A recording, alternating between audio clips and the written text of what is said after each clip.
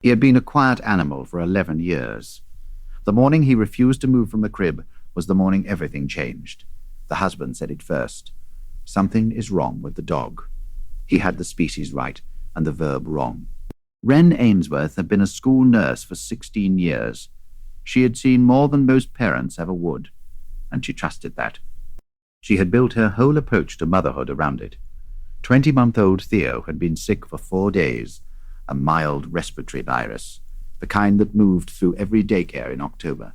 By the morning this story begins, the fever had broken. Theo was eating soft crackers. She was walking. By every measure Wren knew, she was getting better. Porter was 11-year-old Pembroke Welsh Corgi who had shared the house since before Theo existed. He had never shown anything but patience with her, the ear-grabbing, the shrieking, the lurching of a child learning to walk. He was the kind of dog people described as gentle to the point of being a little dull, which is why what happened on the second night made no sense. Theo woke fussy. She ate half of her crackers. Within 20 minutes, Porter was positioned directly in front of her on the kitchen floor, his broad face inches from her, not moving. Theo started crying. Porter didn't back away. He leaned closer. Wren watched from the counter, coffee in her hand, and felt the first thread of unease. Porter, go lie down. He lifted his eyes to her and stayed exactly where he was. Theo cried harder. Porter pressed his nose toward the baby's mouth, slow and deliberate, and held it there for 2 full seconds. Wren set down her coffee. In 16 years of schoolwork, she had seen dogs upset children before. She had seen the pattern: stress behavior, resource guarding, overstimulation around a crying infant. She had seen families dismiss warning signs until it was too late. She knew what this looked like.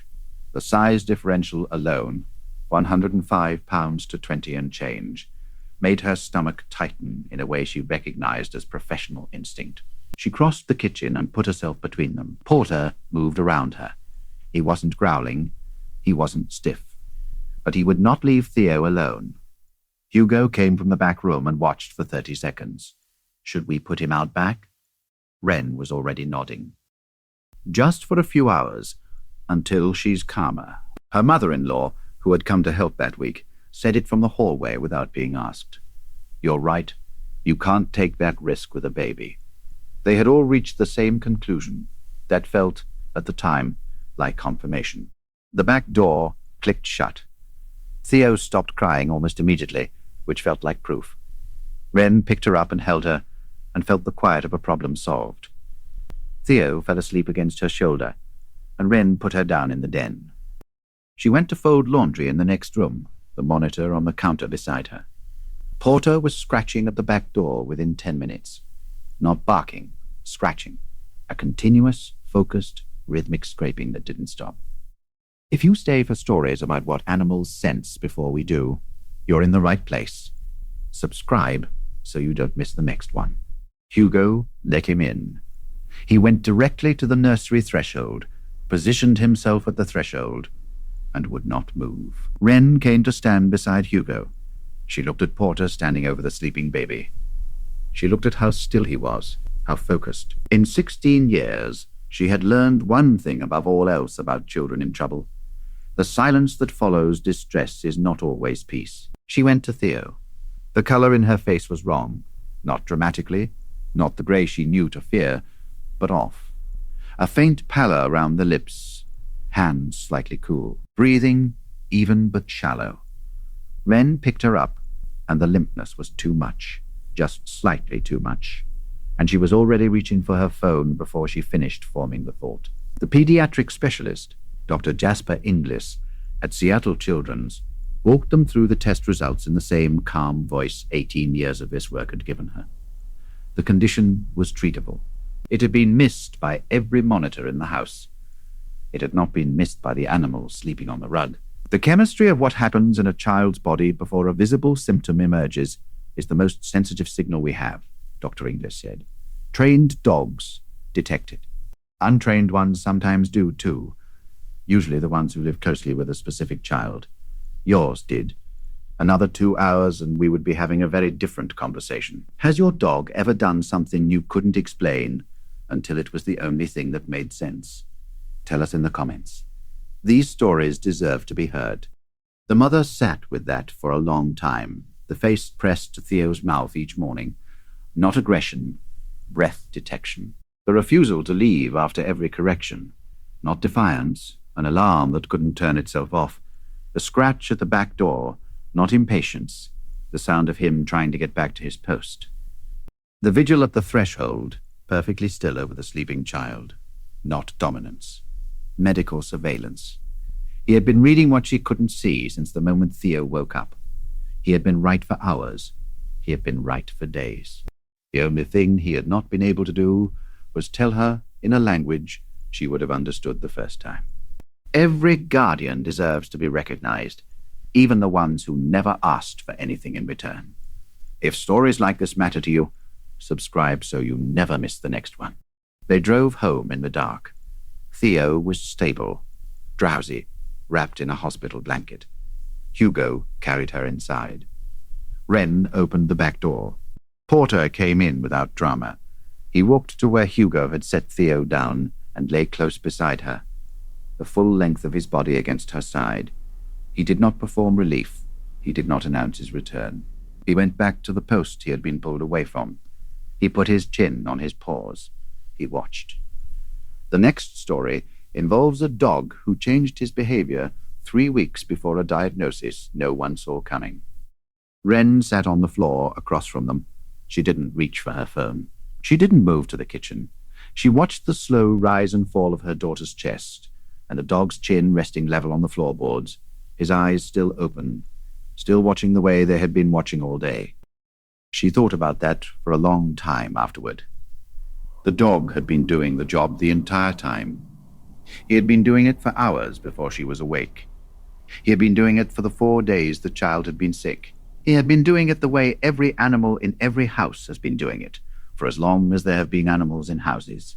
Which is to say, longer than the family had been alive, longer than the breed had been recognized, longer than the country the house stood in had been on a map.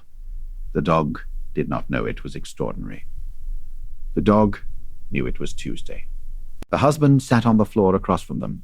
He did not speak for a long while. When he finally said something, it was not about the dog, and it was not about the doctor. It was about himself. He said he was sorry.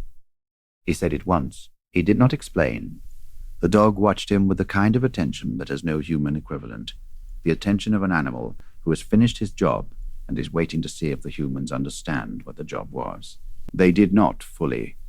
They never would, but they understood enough to keep him in the house. They understood enough to never raise the question again. Later, when the child was old enough to ask questions about the photo on the refrigerator, the one of the dog asleep at the foot of the crib, the mother would tell a version of the story. She would leave out the worst parts. She would leave in the part about the dog. The child would learn the dog's name before her own. The child would learn what loyalty looked like before she learned what danger was. That order of learning matters more than any household in the country knows. The doctor's voice on the phone the next week was the same calm voice it had been at the hospital. The follow-up numbers were normal. The follow-up scans were clean. The medication was working. None of this would have mattered without those first 40 minutes, and the doctor said so in the kind of plain language doctors say for the families they know will remember it. She said, "The dog gave you the time we needed. Time was the only thing we needed." The mother wrote that sentence down in her notebook and underlined it. The dog did not change after that. That was the part nobody expected. The family braced for a different animal, a more anxious one, a more attentive one, a hero version of the dog who would carry the story in his body. He did not. He went back to lying in the spot by the door he had always lain in. He went back to barking at the mail carrier the way he always had. He went back to leaving wet nose prints on the inside of the back window. He did not perform what he had done. He just kept doing it, which was the whole point. The fire marshal called 2 weeks later with a final report. The carbon monoxide reading had been at the level that produces unconsciousness within 90 minutes of sustained exposure. The repair on the furnace had cost less than $400. The family had a new detector installed the same day, hardwired with a battery backup. with a smart home alert. They installed 3 of them. They did not feel safer. They felt, for the first time in their lives, that the only system in the house they fully trusted was the one with 4 legs and brown eyes and a slight limp from an old injury. On a Saturday in November, the grandmother came to visit. She watched the dog and the child for a long time before she said anything. When she finally spoke, it was the kind of sentence old women say once when they are sure. She said, "He has the eyes of a dog who has done his work." She did not explain. She did not need to. The mother nodded, and the dog, who was lying on the rug between them, exhaled the slow exhale of an animal whose job is being witnessed by a human who finally understands what the job is. On a Saturday in November, the grandmother came to visit. She watched the dog and the child for a long time before she said anything. When she finally spoke, it was the kind of sentence old women say once when they are sure. She said, "He has the eyes of a dog who has done his work." She did not explain. She did not need to. The mother nodded, and the dog, who was lying on the rug between them, exhaled the slow exhale of an animal whose job is being witnessed by a human who finally understands what the job is.